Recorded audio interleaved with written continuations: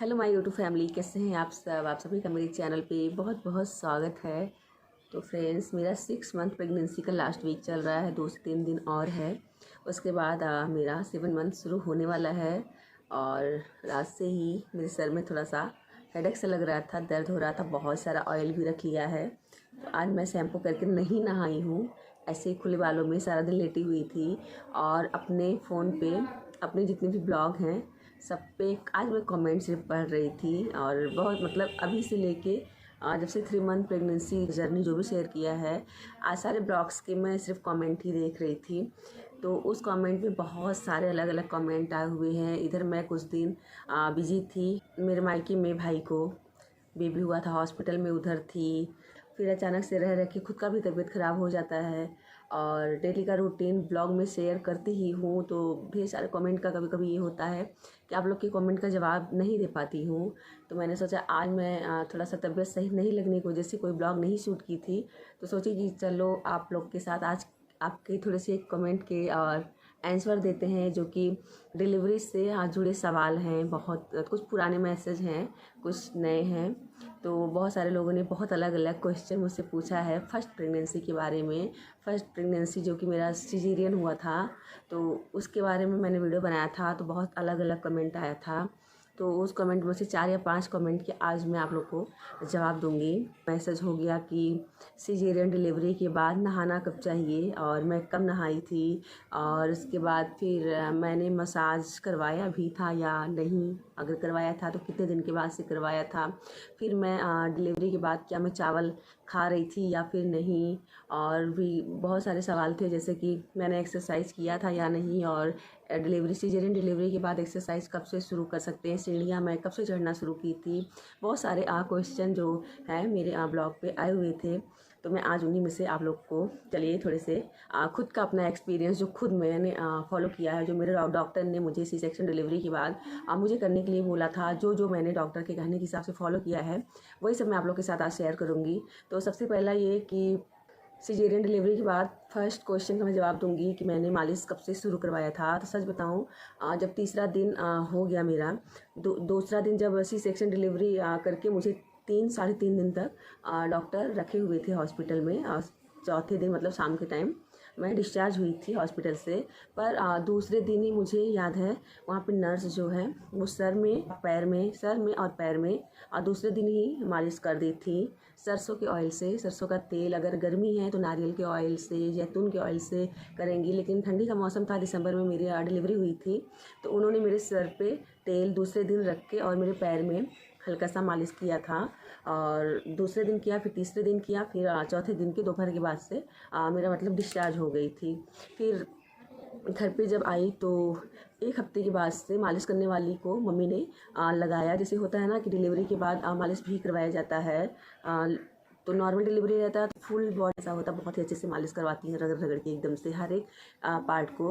पर caesarean delivery में ऐसा नहीं होता है, थोड़ा सा सावधानी रखते हुए मालिश जो है वो होता है।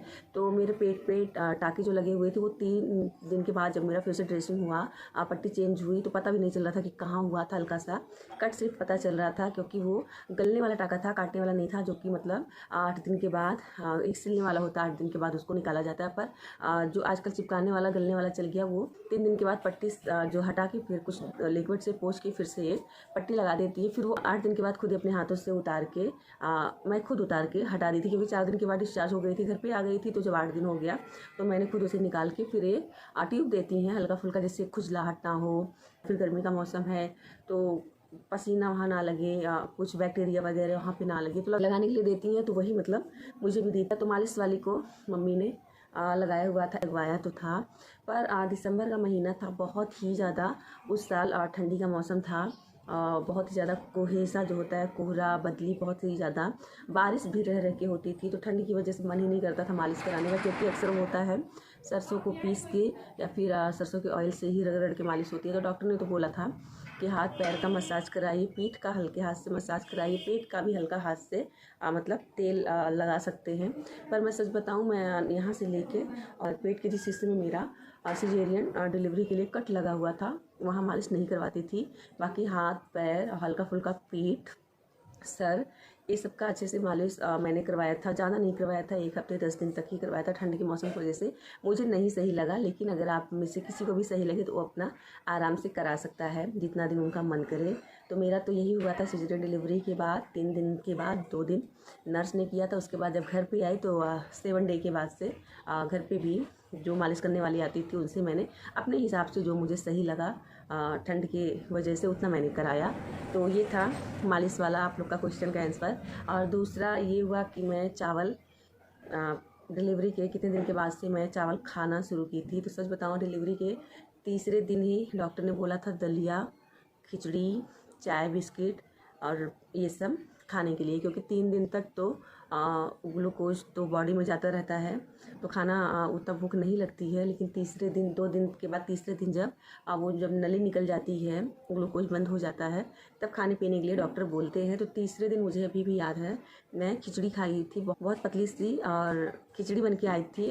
मूँग दाल की भी हो सकती है, अरहर की दाल की भी हो सकती है, आपको जो भी मतलब अच्छा लगे। तो तीसरे दिन ही चावल से बना आइटम जो है खिचड़ी होती है, तो वो मिला था। और उसके बाद चौथे दिन से ही डॉक्टर जब मुझे डिस्चार्ज कर रहे थे, जो चार्ट रहता है हमारा डेली का खाने पीने वाला, उसमें उन्होंने लिखा था दाल, चावल, रोटी, सब्जी, सलाद, नींबू, मिर्चा, टमाटर, दही, दूध, सब कुछ मुझे बोली थी खाने के लिए। तो उसके बाद मैं जब 4 दिन के बाद घर आई तो मैं 1-2 दिन तक सच बताऊं तो पराठा सब्जी मैं खाई थी, क्योंकि थोड़ा इसमें तेल वाला, घी वाला, पूरी पराठा वाला ज़्यादा आइटम डिलीवरी के बाद लोग खाते हैं।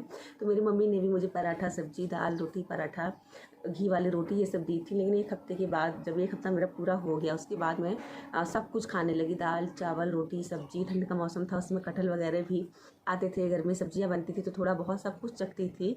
सब कुछ चखना इसलिए भी ज़रूरी होता है क्योंकि जो हमारा बेबी होता है उसे हम फीड करवाते हैं। तो अगर हम लोग आज ये सोचेंगे दही नहीं खाएंगे, कटहल नहीं खाएंगे, बैंगन नहीं खाएंगे, टमाटर नहीं खाएंगे, कद्दू नहीं खाएंगे, इससे हमें प्रॉब्लम होगी, गैस बनेगी। तो अगर आप शुरू के 1 मंथ 2 मंथ छोड़ देंगे, फिर आप जब उससे खाना स्टार्ट करेंगे तो आपका बेबी जब भी आपका फीड करेगा, उसके बाद वो उल्टी कर देगा।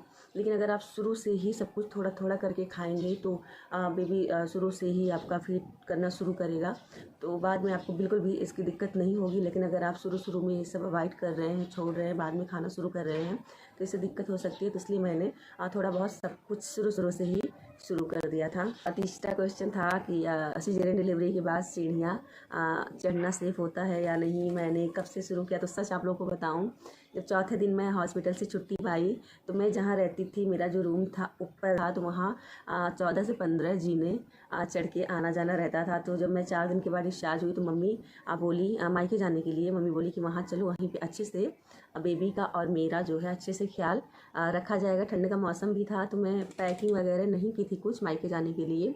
तो चौथे दिन ही मेरे हस्बैंड मुझे सीढ़ी पे उठा के ले गए ऊपर, लेकिन आते हुए मैं थोड़ा बहुत सीढ़ी खुद से धीरे धीरे उतर के आई, क्योंकि उतरना आसान है, चढ़ने में ज़्यादा मेहनत लगती है, उतरने में उतना मुझे लग रहा था नहीं लगा। तो मैं शुरू में ही कुछ सीढ़ियाँ 4 दिन के बाद ही चढ़ रही थी। लेकिन सच बताऊँ, डॉक्टर जो बोलते हैं, अगर आपको ऑपरेशन की डिलीवरी में कोई भी दिक्कत नहीं है, आपके टाँकों में कोई प्रॉब्लम नहीं है, ना मतलब पका हुआ है और ना कोई खुजली है, ना कोई दर्द है, ना मतलब कोई दिक्कत नहीं है, तो 15 दिन के बाद अगर आपको बहुत ज़रूरी पड़ रहा है तो दिन में 1 बार आप सीढ़ी आराम से चढ़ सकती हैं। मैं 15 दिन इसलिए कह रही हूँ क्योंकि मेरा जो डिलीवरी हुआ था उसमें बिल्कुल भी कोई प्रॉब्लम नहीं थी, बिल्कुल भी कोई दिक्कत नहीं था मुझे। और 15 दिन के बाद ही 15 दिन हुआ ही था कि मेरे बेबी को सरसों का ऑयल से मालिश कर दी थी।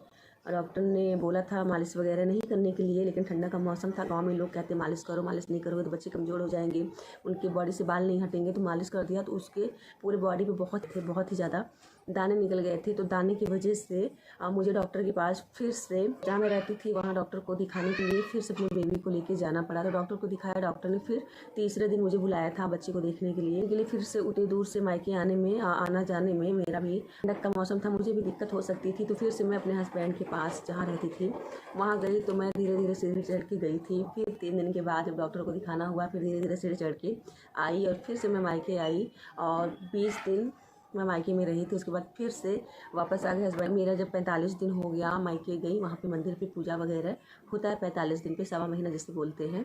तो पूजा वगैरह करके फिर से मैं अपना नॉर्मल लाइफ जो होता है, अपना बच्चा संभालना, झाड़ू पोछा, बर्तन, खाना पीना, हर एक चीज़ जो मेरा डेली का एक जो हाउस वाइफ का रूटीन होता है, 1.5 महीने के बाद से फिर से वो। और एक्सरसाइज की बात करूँ तो डिलीवरी होने के बाद पेट तो अंदर खाली तो हो ही गया था। डिलीवरी होने के बाद कितना कुछ पेट से निकल ही जाता है, पर पेट बहुत ढीला ढीला सा था। तो मुझे खुद टेंशन लगा रहता था कि पेट में कसाव नहीं हो रहा है, जो हमारा स्किन है वो टाइट नहीं हो रहा है, क्या करें। तो जब 1 महीने के बाद फिर से डॉक्टर के पास चेकअप के लिए गई, एक बार फिर से वो चेकअप के लिए बुलाते हैं। आपके टाके वगैरह, आपका हर एक चीज़, मेडिसिन वगैरह चेक करेंगे, देखेंगे जैसा होगा आगे बढ़ाने लायक होगा बढ़ाएंगे, नहीं तो सब ठीक रहेगा तो वहीं पर बंद करेंगी। पर लास्ट चेकअप के लिए 1 महीने बाद फिर से बुलाई थी।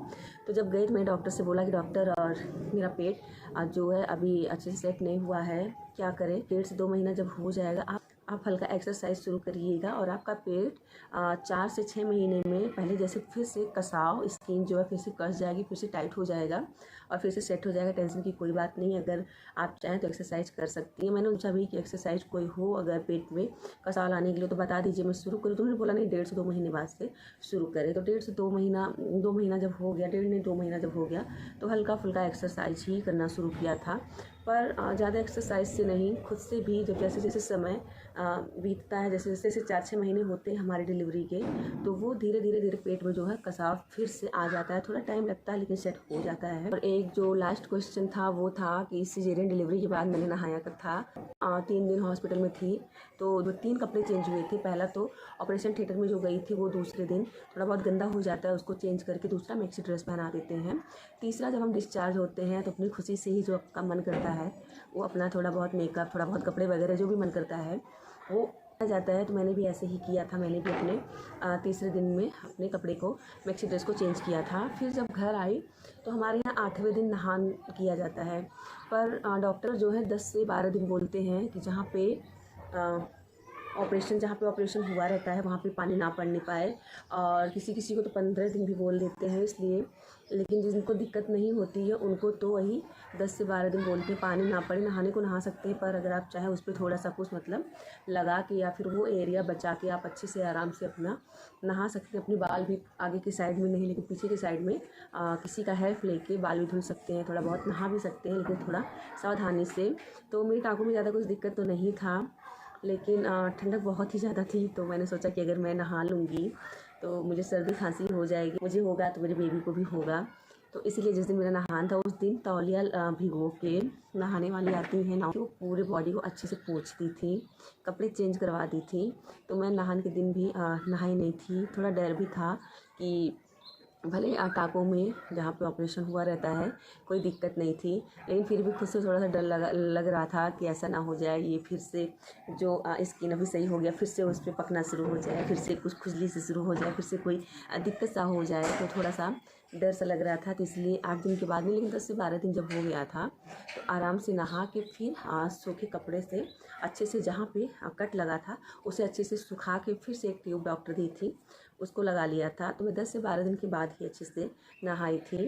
तो यही था मेरा प्रेगनेंसी के कुछ खुद का एक्सपीरियंस, जो कि कुछ डॉक्टर के हिसाब से, कुछ अपने हिसाब से, कुछ समय के हिसाब से मैंने फॉलो किया था उस समय फर्स्ट प्रेगनेंसी में। सिजेरियन डिलीवरी के टाइम की बात है। सेकंड भी मेरी सिजेरियन ही है, पर देखते हैं इस बार क्या होगा, क्योंकि फर्स्ट में मुझे 9 महीने तक कुछ भी दिक्कत नहीं थी और इस बार मुझे बहुत कुछ दिक्कत है। गले में जलन है, उल्टी भी हो जाती है, सर में भी अचानक से दर्द हो जाता है, सीने में इतना ज़्यादा जलन हो जाता है कि रात रात भर नींद नहीं आती है, 2-2 3-3 बज जाता है, करवट बदलते बदलते कई बार बाथरूम आना जाना।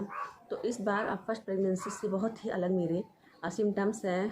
तो हो सकता है डिलीवरी में भी कुछ पहले के हिसाब से अलग हो, मैं कुछ कह नहीं सकती, पहले से आप लोग के साथ शेयर नहीं कर सकती हूँ।